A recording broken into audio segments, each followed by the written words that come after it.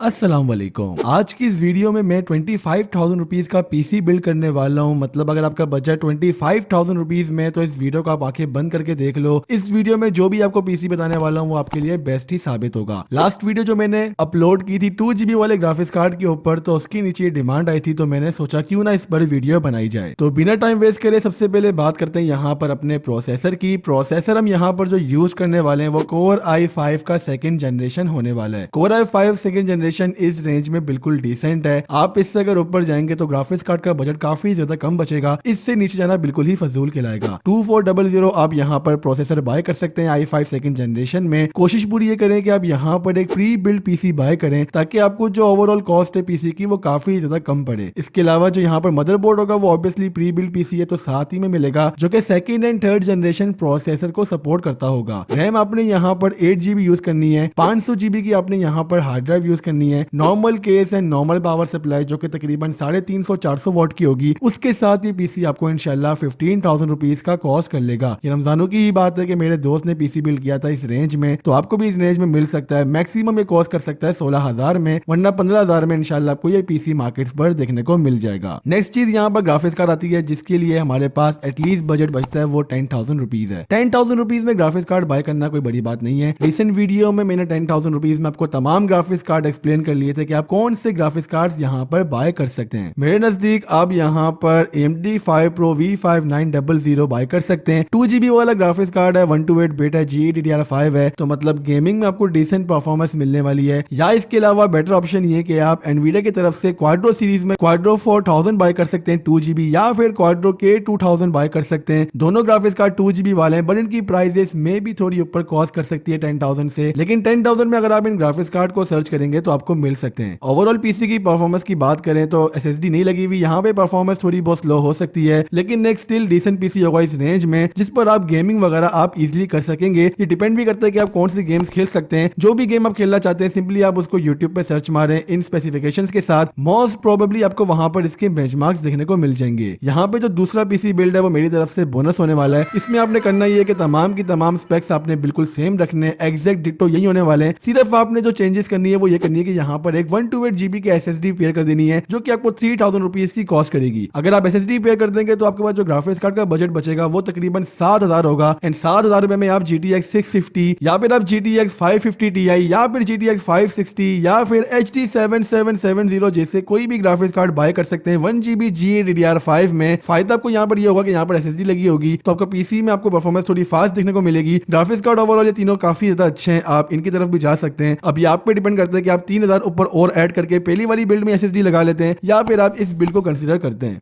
इसके अलावा कोई भी क्वेश्चन हो तो आप मुझसे इंस्टाग्राम पर आके पूछ सकते हैं, और डिस्क्रिप्शन में आपको लिंक मिल जाएगी मेरी तमाम ही सोशल साइट्स की, आप जाके वो भी विजिट कर सकते हैं। कमेंट सेक्शन में कोई भी बात है तो आप मुझसे कह सकते हैं। इसके अलावा अगर आपने जाननी है 2 GB वाले ग्राफिक्स कार्ड की लेटेस्ट प्राइसेस तो राइट साइड में जो वीडियो दिख रही है उस पर क्लिक करके जान सकते हैं। और अगर आपने मेरी प्रोडक्ट रिव्यूज वाली प्लेलिस्ट की एक भी वीडियो नहीं देखी है तो क्या कर रहे हो यार, लेफ्ट साइड में जो प्लेलिस्ट दिख रही है उस पर क्लिक करके जान सकते हैं।